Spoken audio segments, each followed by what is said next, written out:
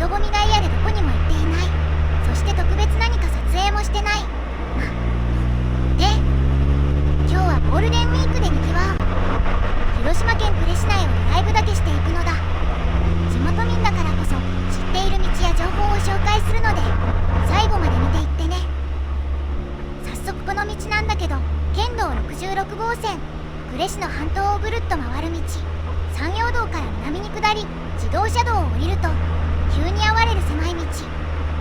中央線もなく大型トラックも通るのでよく渋滞が発生する。走り方で地元民かそうでないかがよくわかる道なのだ。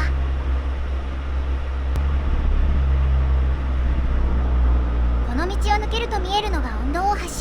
この赤色は宮島の朱色から来ていて1961年に完成しているのだ。恩戸という地名はこの海峡を作ったとされる平清盛が工事中に身を隠した場所という説がある。2029年にこの海峡に新たなラグジュアリーホテルができるので旅行の計画があるなら29年以降でもいいかも。桜やツツジの春に来るのもいいけど日本の暑い夏に来るのもおすすめ。夏の空の青さ、海も日差しを反射、長い夕日の余韻、はっきり確認できる潮の流れ、それが橋の朱色とよく似合うのだ。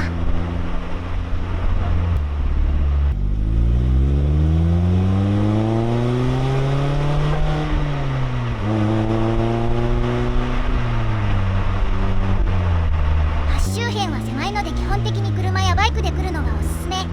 自転車やバスは道が狭く坂だらけで時間がかかるのである。どれだけ坂があるのかというのをここから見ていこう。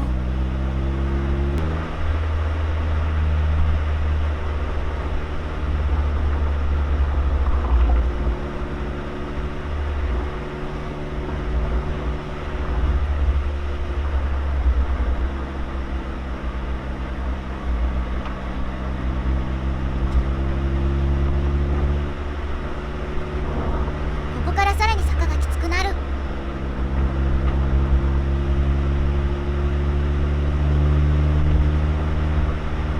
見ての通り住宅街が並ぶこの道。観光客はもう一本ある海沿いのルートを通るけどあえてこちらの道を通るのもあり。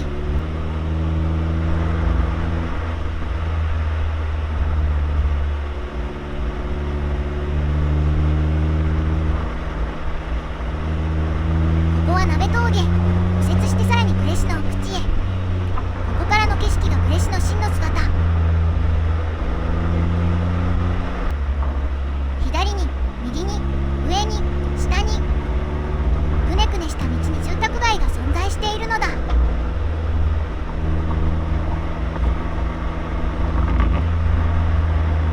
左にマンションの上階が見えるのがわかるかな。住宅街は段々になっていて強引な住宅街な作りとなっているのだ。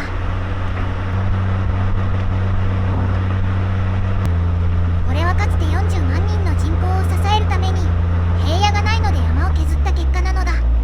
海軍大佐時代の東郷平八郎はこの地域に住んでいて彼が毎日通勤で歩いた坂道は東郷坂と呼ばれている。海軍や海上自衛隊基地を見渡せるので夫や息子が乗った間またその帰りを待つ住宅街でもある。家から船が見えたら坂を下って桟橋へ向かう、そんな情景が思い浮かぶのである。普段は渋滞するこの道もゴールデンウィークは空いている。みんなどこに行っているのだろうか。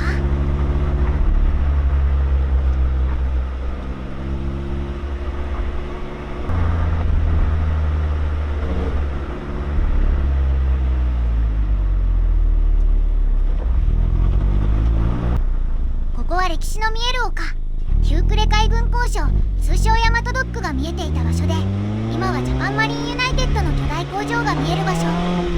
駐車禁止区域なので観光する場合は歩きかバスかタクシーで来てね。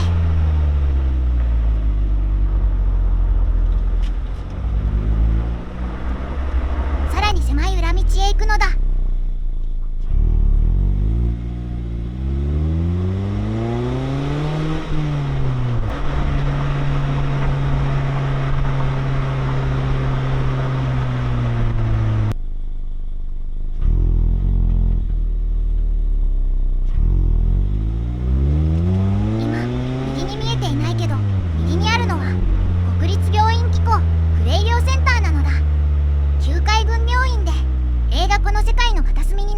王の養父が入院していた病院。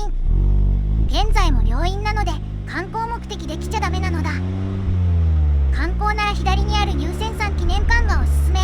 御鎮守府司令長官官舎があった場所で、東郷平八郎大佐邸の離れや旧呉鎮守府兵器部予備兵器庫があって、呉市や海軍の歴史を知ることができる場所なのである。呉市にはその他海軍関連の施設や石組みは多いので、まだまだ紹介しきれていないのである。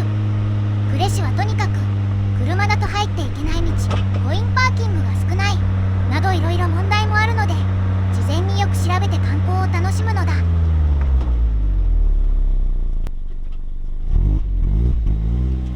ここまで観光を楽しめたらチャンネル登録と高評価していくのだ。それじゃまた次の動画で。